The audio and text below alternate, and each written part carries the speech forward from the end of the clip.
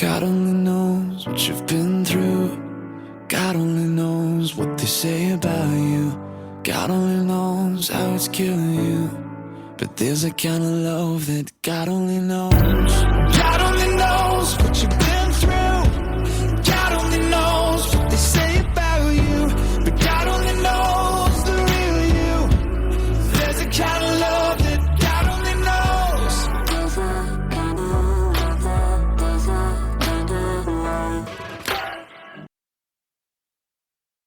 Welcome to the 35th episode of Your Journey is Not Over. My name is Tanya Pearson Randolph. This is my own personal journey, and the expressions and opinions are of my own. I own all the rights to my personal journey and to Your Journey is Not Over, neither to be used, copied, or edited in any way without my consent. First off, I want to say I hope everyone had a wonderful and safe Thanksgiving weekend. And I hope that everyone took the time to reflect and be grateful for even the smallest of things. Things that other people may take for granted.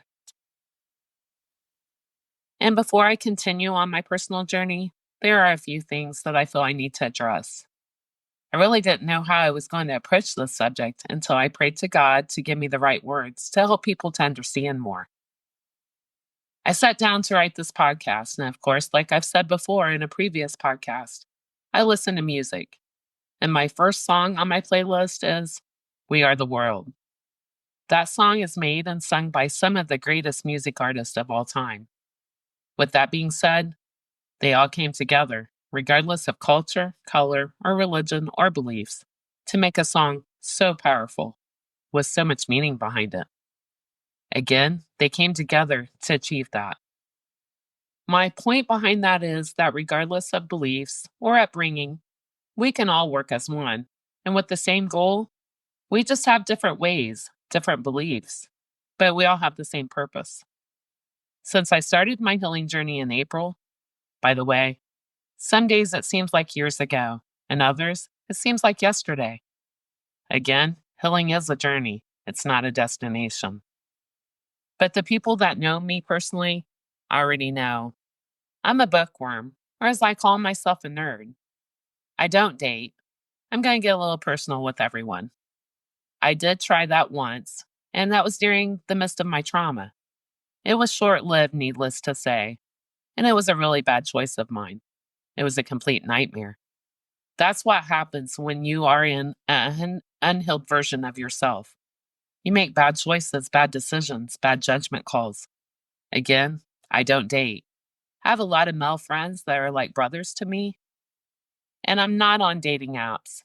I don't go to the bars in my town. That's never been my cup of tea. Even younger, I was home raising my kids, never at the bars. Not to say anything is wrong with that at all, but my unhealed version of myself was under so much pressure to not be like my mom. I never gave myself any time to have fun. Again, my trauma ran every part of my life. Would I like to date? Of course, but I'm what my friends call old school, or I'm old fashioned. So I have to meet someone organically and truly by chance. And I'm shy. I know that gets confused by some as me being guarded, but it's truly my shyness. I know it contradicts itself, right? I have a nonstop personality. I talk to everyone. I never meet a stranger. I love crowds of people. I love public speaking. It's a gift of mine, and it's something I've done a lot of. But, there's that magic word, but, when it comes to dating, I'm a really shy person. I'm a lot softer of a person, and I'm not as guarded. As I always say, everything is God's timing always. What is meant for me will not pass me by. God won't let it. I have so much faith in that. So I will just say to dating, one day, someday. So I spend my time working and my off time and my weekends. If I'm not with my close friends, I read a lot. I learn as much as I can. So since April, I've been steadily learning about religion and spirituality. And of course, I always thought they were one and the same. It wasn't until April that I started what I call my crash course and reading exactly what the difference is. now that I know there is a difference. I'm just going to read to you the definition, okay? While often used interchangeably, religious refers to adhering to a structured beliefs and practices within an organized faith, often with specific rituals and scriptures. While spiritual describes a more personal individual connection to something larger than oneself, focusing on inner meaning and purpose, which may or may not be tied to a particular religion. Now, I do want to say, starting at 2 weeks old, I was in church a lot. Living with my grandparents, my grandma made sure that we were in church every Wednesday and twice on Sundays. And I'm so grateful that I was introduced and taught about God at such an early age. But now on my journey, I have learned I'm not religious, I'm spiritual. I want to learn about all religions. I want to connect with people from all backgrounds and beliefs. I want to be knowledgeable about all religions and not confine myself to just one. I refuse to be put in a box and believe one set of ways or beliefs. Respectfully, to each their own. And that's just it. I want respect for my beliefs also. Never ever thinking I would have to address this until just a couple of days ago. Again, call me naive. I'm going to start with this. I had a Zoom meeting with my spiritual advisors. Yes, all at once on the same call. It's magical to see 3 different religious men from 3 different religions all come together to help me, guide me, and educate me, regardless of their differences and beliefs. When I started this platform, I wanted a mixture, and I got the best. So during the Zoom call, I was told there was judgment placed on my personal Facebook, in which I posted a picture of me in a bathing suit. Mind you, the judgment wasn't placed by my spiritual advisor. No, no, no. But it was placed by someone around him that knew his ties to me. When I was first told this, my first reaction was, God bless. And I mean that from the bottom of my heart. God bless the people that want to judge me.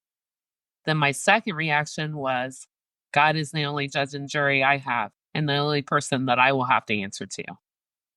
I have lived by that for a lot of years now. Again, I will not allow anyone to place me in a box. I know that my looks might throw people off because I do have really long hair and I do wear dresses a lot. So, again, perception. There's that funny word, right? So, the perception is I must be extremely religious or Bible thumping, is how it's been put to me many times, when in fact, neither are true. As our conversation continued on, I told them, do you know how many people I've met on the beach or at the pool or at the resorts I've stayed at while in my bathing suit? How many people I have connected with and made friends that are now my family? Again, relatable is the only word that comes to my mind. I now am aware that what I post on my personal Facebook has an effect on my platform. Again, naive and gullible. So now that I'm aware of that, I will definitely be more cautious of what I post.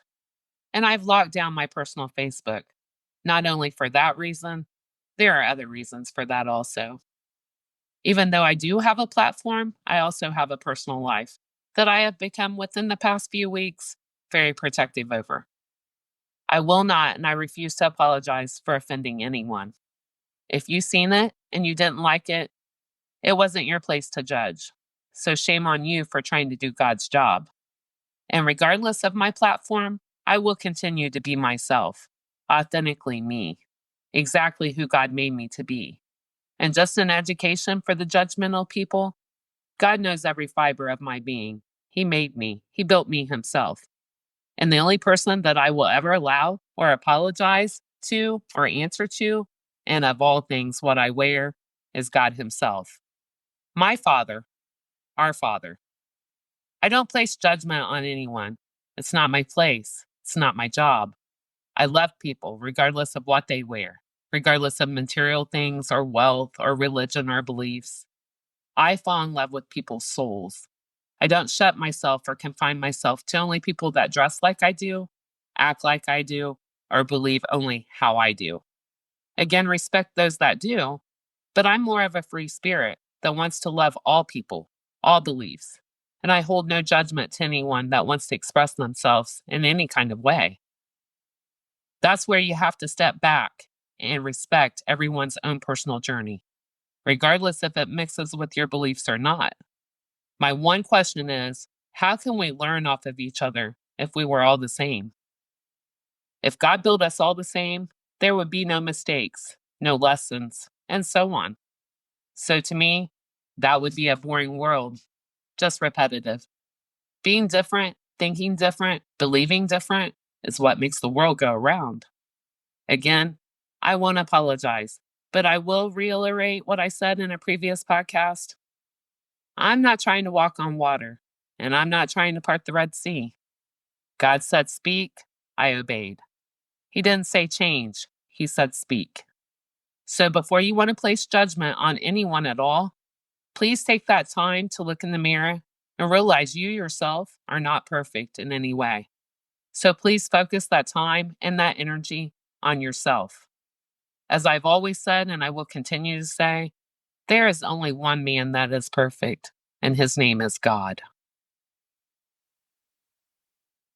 This concludes my podcast for today, and I will be getting back to my own personal journey on Thursday. So please stay tuned, join me then, and always remember, your journey is not over. God bless.